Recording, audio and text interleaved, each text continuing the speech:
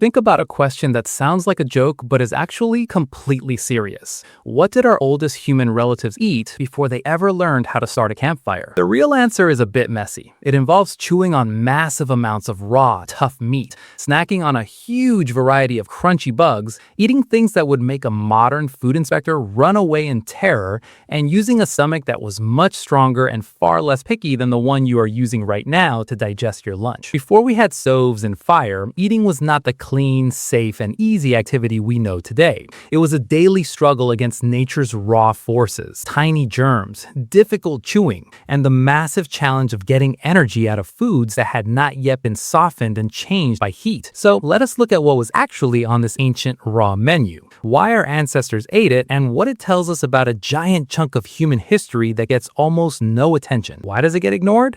Mostly because it happened before the invention of the single greatest technology, cooking, which makes for such a neat before and after story. Let us start with the most important thing to understand. In the grand story of our planet, fire is a very recent tool. Modern humans have been around for about 300,000 years. Our wider family tree, the genus Homo, goes back nearly 3 million years. But using campfires regularly, not just finding a lucky forest fire, but actually starting and keeping a fire going on purpose, only became common between 400,000 and 1 million years ago. This means that our massive stretch of our history, our ancestors ate everything completely raw. They didn't do this as a weekend survival challenge. They did it because it was their only choice, day after day, for millions of years. Let's start with meat, because eating meat changed our bodies forever. And it started long before fire entered the picture. The physical proof of meat eating among early humans is much older than fire. Scientists have found ancient animal bones with clear cut marks left by stone tools. These butchered bones are at least 2.5 million years old. This means our ancestors were eating meat, raw meat because they had no stoves, for over 1 million years before they knew how to cook it.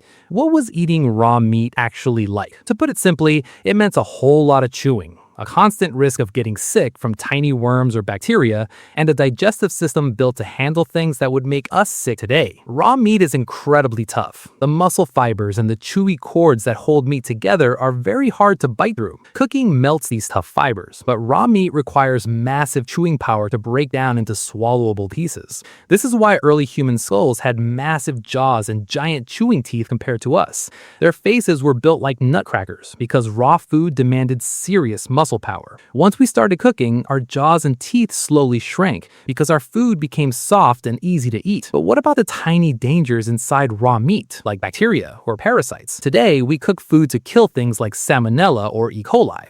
Our ancestors ate these dangers raw, without any medicine or stoves. How did they survive?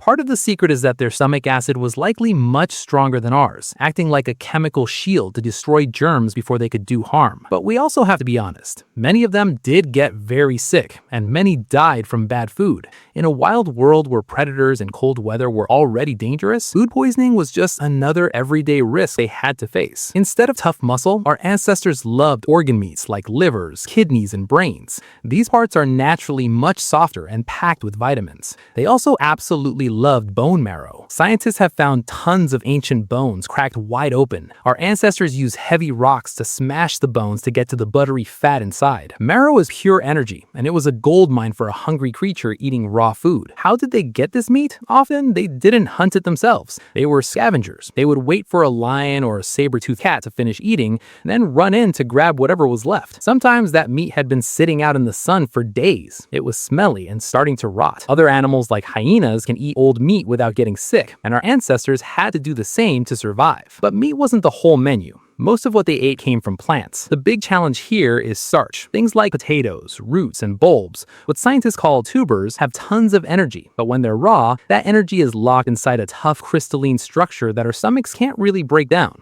Cooking melts this structure, making it easy to digest. Raw starch mostly passes right through the body without giving us much energy. So how did ancient humans get energy from plants without fire? First, they used tools to smash and mash the roots, which made them easier to chew. Second, they let plants sit until they started to ferment, which is like a natural way of pre-digesting food. Third, and most importantly, they focused on things that didn't need cooking, like ripe fruits, rich nuts, and seeds. Fruits have simple sugars our bodies can use instantly, and nuts are are full of healthy fats. So before fire, tubers were just emergency foods, while fruits and nuts were the daily stars of the show. Then there are bugs. Insects are superfoods. They're easy to catch, packed with protein, and don't need to be cooked to taste good or give you energy. If we look at wild chimpanzees today, they use sticks to fish termites and ants out of their mounds. Our ancestors definitely did the same, eating beetles, fat grubs, and ants as easy daily snacks. And don't forget honey. Honey is pure sugar and energy. The only problem was getting it. Bees don't like sharing, so grabbing wild honey from a hive high in a tree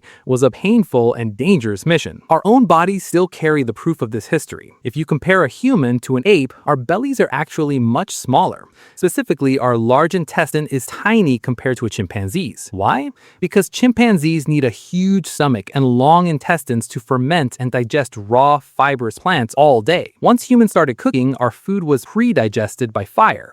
We didn't need a giant, heavy digestive system anymore, so our bellies shrank. This connects to a famous scientific idea called the expensive tissue hypothesis. Basically, your body only has so much energy to run its organs. A big digestive tract takes a ton of energy to run. By shrinking our bellies, our bodies saved enough energy to fuel a much bigger, smarter brain. Without this trade-off, we might never have evolved our high intelligence. Our fossil teeth also tell this story. By looking at ancient teeth under microscopes, scientists can see tiny scratches and pits left by tough, woody foods. But not all of our ancient relatives ate the same thing. One branch of our family tree, called Paranthropus, went all in on eating tough, raw plants. They grew massive, flat teeth and giant jawbones just to grind up roots. Our direct ancestors, the early members of the genus Homo, took a different path. They kept their teeth smaller and chose to be flexible. Instead of growing bigger teeth, they used stone tools to smash their food, keeping their options open.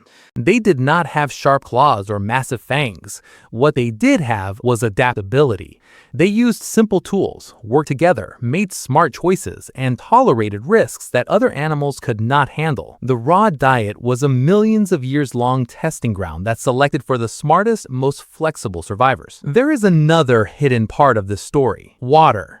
Fire did not just cook food, it allowed us to boil water to kill deadly microscopic parasites. Before fire, drinking from a river or pond was a game of chance with stomach bugs. Ancient humans had to develop a natural resistance to dirty water, and they had to learn through trial and error which streams were safe to drink from and which ones would make them sick. It was just another constant danger they had to navigate every single day.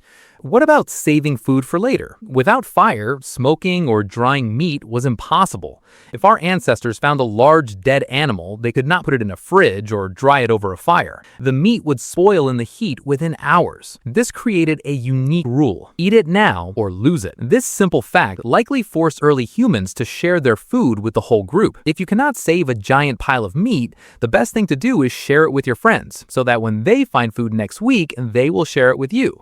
This sharing of food is how the very first human friendships and societies were built. Plants were different. Seeds and nuts have natural coats that keep them fresh for a long time, making them the perfect emergency snacks. Roots and tubers could also be left safely underground like a natural bank account, only dug up when other food ran out. To see how this works in real life, we can look at chimpanzees. Chimps are our closest living animal cousins. They eat over 100 different types of plants, but they also hunt. Groups of chimps will work together to trap and hunt smaller monkeys. After the hunt, they share the meat with each other in complex social ways that look a lot like human sharing. If chimpanzees can hunt and share meat without fire or metal tools, it is highly likely that our ancestors were doing the exact same thing, only even better, millions of years ago. So when we look back at the raw, pre-fire world, we see that it was not just a boring waiting room before the invention of cooking. It was a brutal, beautiful, and highly sophisticated era of human history. It was the ultimate survival school. For millions of years, our ancestors proved that they could conquer the world with nothing but raw meat, wild plants, a handful of insects, and the smartest brains on the planet.